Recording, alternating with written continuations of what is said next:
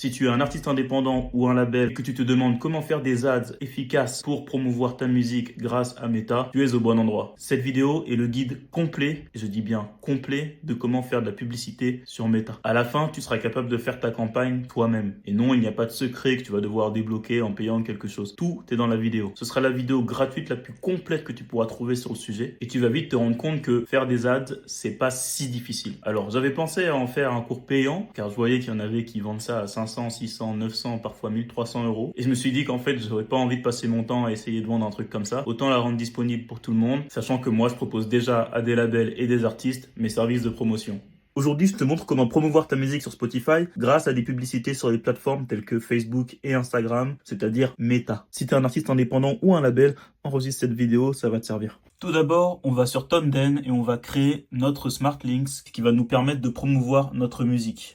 Vous choisissez créer un lien musique, existing release et vous rentrez les informations. Vous avez d'abord le lien du Spotify. Ça va permettre de trouver toutes les plateformes de streaming sur lesquelles votre morceau est disponible et vous pouvez choisir d'activer celle que vous souhaitez. Je vous conseille de garder 2 à 3 plateformes. L'objectif est quand même d'aller trigger les playlists Spotify. Vous ne voulez pas noyer quelqu'un sous une option de liste déroulante. Donc, lorsque les gens vont cliquer et aller jusqu'au bout du processus, l'algorithme Meta doit bien comprendre qui il doit cibler. Et je précise pourquoi je sais comment faire des campagnes ads. J'en ai fait pour beaucoup d'artistes. Je vais mettre ici des résultats qui s'affichent pendant que je parle. L'idée, c'est que je vous donne les clés pour que vous puissiez le faire vous-même si vous avez un petit budget à mettre dans la promotion. Je rappelle qu'il n'est pas obligatoire de faire des ads pour développer une audience fidèle et engagée. Après l'enregistrement des liens, on va passer au nom du titre, à quoi ça va ressembler sur le lien. Comme on peut le voir, on retrouve bien les 3 plateformes de streaming que j'ai choisi d'activer. Vous avez ensuite l'aperçu d'à quoi ressemblerait le lien si vous le mettez directement sur Facebook. C'est pas ce qu'on va faire, mais voici à quoi ça ressemblerait. Puis, on va pouvoir choisir notre URL. Donc ici, c'est important de mettre votre nom et le nom de la chanson, comme ça c'est très clair. Ici, c'est très important, vous allez pouvoir mettre votre pixel Facebook. Le pixel Facebook, c'est ce qui vous permet tout simplement de traquer les personnes qui vont cliquer sur votre ads et qui vont aller streamer votre musique. C'est grâce à cette information que l'algorithme Meta va être capable de pouvoir repérer quel type d'audience va être susceptible d'être intéressé par votre musique et proposer votre publicité à la bonne audience. Donc votre pixel est important. Une fois qu'on a fait ça, on a le lien qu'on va utiliser pour notre publicité, mais il faut créer la publicité.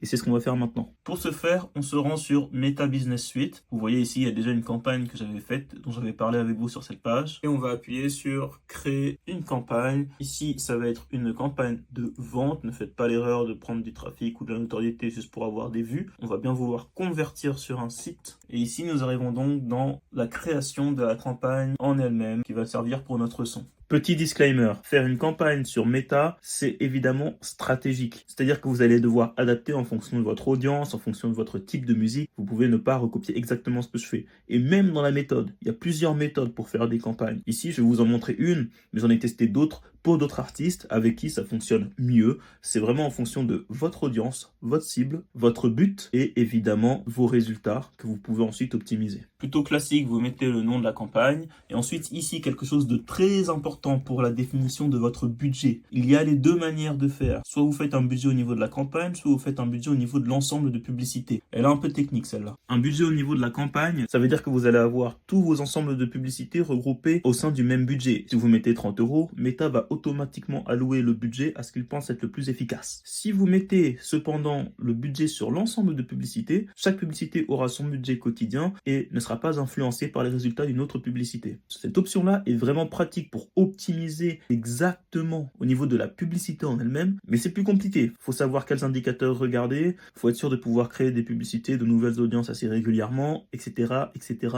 etc. C'est-à-dire que si c'est votre première campagne, choisissez pas ça. Faites plutôt budget de la campagne. Ce qu'il faut retenir, c'est qu'en faisant ça, vous aurez une optimisation automatique de Meta qui est aussi très bien pour ce type de campagne.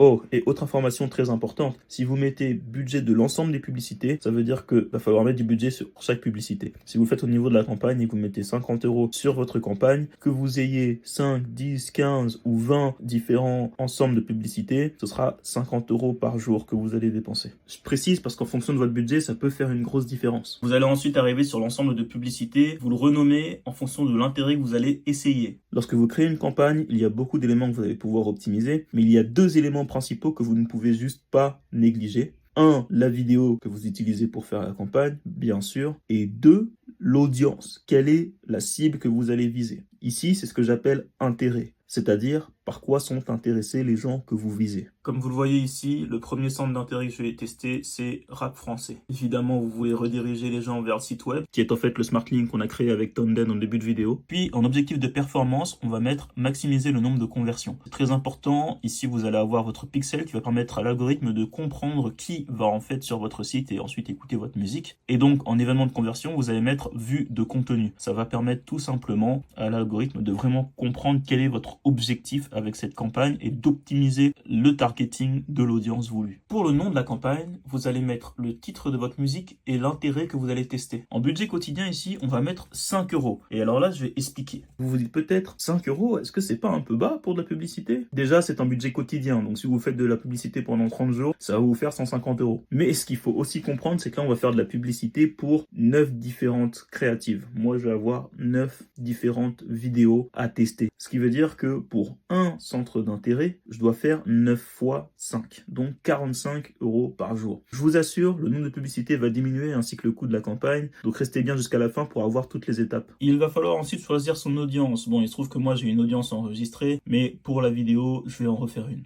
En général, quand je travaille pour des artistes et des labels, j'explique pourquoi on va investir tel budget ici ou là, et c'est surtout en fonction de leur stratégie et leurs objectifs. La vidéo, c'est un peu trop long si je faisais le détail de tout ça. Donc évidemment, si vous êtes intéressé par un service de marketing, n'hésitez pas à m'envoyer un message. Vous pouvez voir ici l'âge minimum qui sera de 18 ans. Vous pouvez également enseigner des langues de préférence. Ensuite, très important, vous voulez cliquez sur limiter davantage la couverture de votre publicité. Ne vous inquiétez pas, c'est normal. On va changer la configuration pour avoir plus de contrôle. Typiquement ici, c'est là qu'on va aller chercher nos audiences personnalisées et dire par exemple qu'on veut une audience qui écoute du rap français.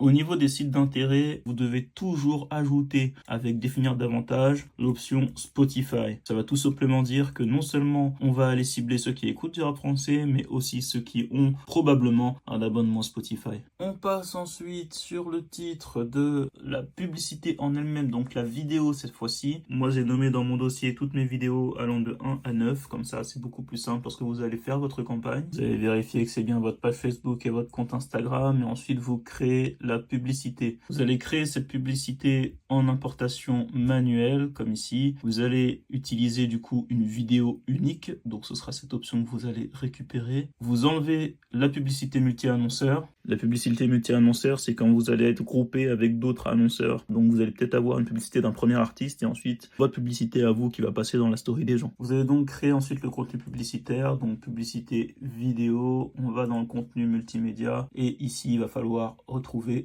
votre publicité. Ici vous pouvez modifier la longueur de la publicité. Moi je garde 34 secondes. De toute façon vous pouvez faire des tests. Recadrage non, laissez comme vous avez pris en format vertical. Ici vous n'avez rien à écrire puisqu'on va l'écrire plus tard. Désactiver les retouches, les ajouts, etc. Vous voulez pas avoir les optimisations automatiques de Facebook. Ici, l'idée, c'est de contrôler un maximum ce que vous faites. Concernant les placements, vous pouvez garder ça. Je vous laisse screen. Vous mettez un texte pour dire que votre titre est disponible et vous mettez le call to action, écoutez maintenant.